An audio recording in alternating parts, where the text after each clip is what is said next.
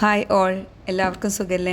ഞാൻ സുഖമായിരിക്കുന്നു. ഞാൻ രാവിലെ എഴുന്നേറ്റ ഒരു വെള്ളം കുടിക്കും, അതാണ് കാണിക്കുന്നത്. അതിനുശേഷം എൻ്റെ ആദ്യത്തെ പണി വാഷ് ബേസിൻ സിങ്കെല്ലാം ഒന്ന് ക്ലീൻ ചെയ്യുക, കുക്ക് ചെയ്യുന്ന സ്ഥലം എല്ലാം ക്ലീൻ ചെയ്യുക. വാഷ് ബേസ് കുറച്ച് നേരം നിന്ന് ഉറയ്ക്കും, കുറച്ച് നേരമല്ല, ഒരു നന്നായിട്ടൊന്ന് ക്ലീൻ ചെയ്യും. അത് രാവിലെ തന്നെ ഞാൻ ചെയ്യാറ്. എനിക്കത് രാവിലെ ചെയ്യുന്നതാണ് ഒരു തൃപ്തിയായിട്ട് എനിക്ക് തോന്നാറ്. അപ്പോൾ അതൊരു ഗ്ലേസിങ്ങോട് കൂടി നിൽക്കുമ്പോൾ അതാണ് ഒരു തൃപ്തി തോന്നാറ്. അത് ആദ്യം മുതൽ അങ്ങനെ ഒരു ശീലമായി. അപ്പം അത് പിന്നെ എന്തെങ്കിലും കച്ചറ ഉണ്ടെങ്കിലും ഇല്ലെങ്കിലും ചെയ്യുക ഡെയിലി. ഒരു റുട്ടീൻ തന്നെയാണെന്ന് പറയാം. അവിടേക്കൊന്ന് വാഷ് ബേസിനൊക്കെ ഒന്ന് കഴുകിയിട്ട് ഞാൻ കിച്ചൺ ഏകദേശം മുഴുവൻ തന്നെ മുന്നെല്ലാം ക്ലീൻ ചെയ്യായിരുന്നു. പക്ഷേ ഇപ്പോൾ അങ്ങനെ അത്രയും ചെയ്യാറില്ല. അപ്പം ഓരോ സമയത്ത് നമുക്ക് ഓരോ പോലെയല്ലേ. അപ്പം അത്ര തന്നെ വേണ്ട എന്നുള്ളൊരു തോന്നലിൽ അത്ര തന്നെ ഫുള്ളായിട്ട് ചെയ്യാറില്ല. പിന്നെ നമ്മൾ പാത്രമൊക്കെ കഴുകുമ്പോഴൊക്കെ അങ്ങോട്ടൊക്കെ തെറിച്ചിട്ടൊക്കെ ഉണ്ടാവും എന്നുള്ള വിചാരിച്ചിട്ടാണ് ഗ്ലാസ്സൊക്കെ ഒന്ന് ഉരയ്ക്കുന്നത്. അപ്പോൾ പിന്നെ നമ്മൾ പകലൊക്കെ ഇങ്ങനെ പാത്രമൊക്കെ കഴുകുമ്പോൾ ഗ്ലാസ് കൂടെ പുറത്ത് നോക്കലൊക്കെ ഒരു ഹോബി പോലെ ചെയ്യാറുണ്ട്. അപ്പോൾ അതുകൊണ്ട് അതൊക്കെ ഇങ്ങനെ ഡെയിലി കഴുകും. പിന്നെ എല്ലാവരും മുന്നത്തെ വീഡിയോസൊക്കെ കണ്ടിട്ടുണ്ടാവും എന്ന് വിശ്വസിക്കുന്നു. കമൻറ്റൊക്കെ എഴുതണം. എല്ലാവരും വീഡിയോസൊക്കെ കാണണം, അതാണ് ആഗ്രഹിക്കുന്നത്. വീഡിയോസ് കാണണം. പോസിറ്റീവാണെങ്കിൽ നെഗറ്റീവാണെങ്കിൽ കമൻസ് എല്ലാം പറയണം. വീഡിയോയ്ക്ക് ഒരുപാട് പോരായ്മകളുണ്ടായിരിക്കും, എന്നാലും അതൊരു പ്രചോദനമായിട്ട് നിങ്ങൾ പോസിറ്റീവാണെങ്കിലും നെഗറ്റീവാണെങ്കിലും കമൻറ്റുകളായിട്ടാണെങ്കിലും എന്താണെങ്കിലും പറയണം. എപ്പോഴും നിങ്ങളുടെ കമൻസ് എല്ലാം സ്വാഗതാർഹമാണ്. നമുക്കതിനനുസരിച്ചിട്ട് എന്നാലും എല്ലാ വീഡിയോസും കാണണമെന്ന് ആഗ്രഹിക്കുന്നു. എന്തായാലും എൻ്റെ ആ ഷോർട്സ് ടോബിനോ തോമസിൻ്റെ ആ ഷോർട്സ് എനിക്കൊരു 10K വന്നു. അതെനിക്ക് സന്തോഷമുണ്ട്. വളരെയധികം നിങ്ങൾക്ക് കണ്ട എല്ലാവർക്കും വളരെയധികം നന്ദി. പിന്നെ എന്നും പറയുന്ന പോലെ തന്നെ രാവിലെ നടക്കാൻ ഇറങ്ങുന്നു. നടക്കുന്ന വഴിയിൽ നിന്ന് അധികം കാണിച്ചില്ല. കാരണം എന്താണെന്ന് വെച്ചാൽ ഇത് കാണിക്കാൻ എന്താണെന്ന് വെച്ചാൽ എന്നും ഒരേ വഴി തന്നെയല്ലേ, അതുകൊണ്ടാണ് കാണിക്കാതിരുന്നത്. പിന്നെ ഇതിപ്പോൾ ബീച്ചിൻ്റെ അവിടെയാണ്. നിങ്ങൾക്കിപ്പോൾ ഈ ഭാഗങ്ങൾ വീഡിയോ കാണുന്നവർക്കെല്ലാം പരിചിതമായിട്ടുണ്ടായിരിക്കും. ഇതൊക്കെ വീടുകളാണ്, റെസിഡൻസാണ്. ബീച്ചിനോട് ചേർന്നിട്ടുള്ള സായിപ്പന്മാരൊക്കെ ഉണ്ട് തോന്നുന്നു. ഇവിടുത്തെ സ്വദേശികളുണ്ടായിരിക്കും. അത് നമുക്കറിയുന്നില്ല ആരെയും പുറത്തൊന്നും അധികമൊന്നും കാണാറൊന്നുമില്ല. പിന്നെ നമ്മൾ നേരത്തെ അല്ലേ പോകുന്നത്. അപ്പോൾ അതുകൊണ്ടാണ് നമ്മളങ്ങനെ കുറച്ചങ്ങോട്ട് നമ്മുടെ വീടിൻ്റെ അവിടെ നിന്ന് അങ്ങനെ നടന്ന് കുറച്ചങ്ങോട്ട് മുന്നോട്ട് അങ്ങനെ നടക്കും. പിന്നെ ബീച്ചിൽ മണലിൽ ഇറങ്ങിയിട്ട് നടക്കുന്നവരുണ്ട്. പിന്നെ നടക്കുന്നതെല്ലാം കണ്ടിട്ടുണ്ടായിരുന്നു. വളരെ നേരത്തെ ആകുമ്പോഴും കാണാം. അതിനുശേഷം ഒരു ലേഡി അവിടെ ഇങ്ങനെ നടന്നിരുന്നു. അപ്പോൾ അത് സയൻസ് ആണല്ലോ. നമ്മൾ ഇങ്ങനെ അണീവനായ പ്രതലത്തിൽ നമ്മളിങ്ങനെ ബുദ്ധിമുട്ടി നടക്കുമ്പോൾ കൂടുതൽ കലോറി ബേൺ ചെയ്യുമെന്നുള്ളത് ഒരു ഫാക്റ്റ് തന്നെയാണ്. പക്ഷേ ഞാൻ ആലോചിച്ചു, എങ്ങനെയാണ് അവർ നടക്കുന്നത്? എത്ര ഷോ ഇല്ലാട്ടിട്ടാണെങ്കിലും എങ്ങനെയാണ് അവരെങ്ങനെ എന്താ പറയുക, കുറച്ച് ദൂരം നിന്നാണ് നമ്മൾ കാണുന്നെങ്കിലും അത് അവരുടെ സ്ട്രെസ്സല്ല, ഒരു എഫേർട്ട് കൊടുത്തിട്ടാണ് നടക്കുന്നത് എന്നുള്ളത് നമുക്ക് മനസ്സിലാവുന്നുണ്ടായിരുന്നു. പിന്നെ സൂര്യൻ ഇങ്ങനെ ഉദിച്ച് വരുന്നേ ഉണ്ടായിരുന്നുള്ളൂ. ഇന്നൊരു വർക്കിംഗ് ഡേ അല്ലേ. അപ്പോൾ രണ്ടാമത്തെ മോൾക്ക് സ്കൂളിൽ പോകാനുണ്ട്. ഇതെല്ലാം ഫിഷിംഗ് ബോട്ട്സാണ് കേട്ടോ. ഇത് കണ്ടില്ലേ, ഫിഷിംഗ് ബോട്ട്സ്. പിന്നെ അതിൻ്റെ ഇത് കണ്ടില്ലേ, അവരുടെ ആക്സസറീസൊക്കെ വെക്കുന്ന സാധനങ്ങളൊക്കെ വെക്കുന്നതാണ് തോന്നുന്നു, വല പോലത്തെ. അതിൻ്റെ അപ്പുറത്തെ സൈഡിലേക്കല്ല അത് കാണുന്നത്. അപ്പോൾ എനിക്കറിയില്ല അതെന്താണ്, അത് തന്നെ ആയിരിക്കും. പിന്നെ ഇത് നമ്മൾ തിരിച്ച് വരികയാണ് കേട്ടോ. നമ്മുടെ മസ്ജിദിൻ്റെ തിരിച്ച് വരില്ല, നമ്മൾ മുന്നോട്ട് തന്നെ നടക്കുന്നത്. അപ്പോൾ മസ്ജിദിൻ്റെയൊക്കെ ആ കോമ്പൗണ്ട് വാളാണിത്.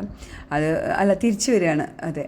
അപ്പോൾ അത് കണ്ടില്ലേ, സൈഡിൽ മസ്ജിദിൻ്റെ പുറം ഭാഗത്തുള്ള ആ ഒരു ലാൻഡ് കണ്ടില്ലേ, മണലോട് കൂടിയിട്ടുള്ള ലാൻഡ്. അപ്പോൾ ഇനി നമുക്ക് ഈ റോഡ് ക്രോസ് ചെയ്തിട്ട് വേണം ആ ബസ്, റെഡ് ബസ് അതാണ് ഒമാൻ്റെ പബ്ലിക് ട്രാൻസ്പോർട്ടാണത്. മബാസലാത്ത് എന്ന് പറയും. അവിടെ ബസ് സ്റ്റോപ്പ് ഉണ്ട്. അതാണ് ബസ് അവിടെ നിർത്തിയിരിക്കുന്നത്. ഇത് പണ്ടൊന്നും ഉണ്ടായിരുന്നില്ല, പണ്ടൊക്കെ ടാക്സി ആയിരുന്നു.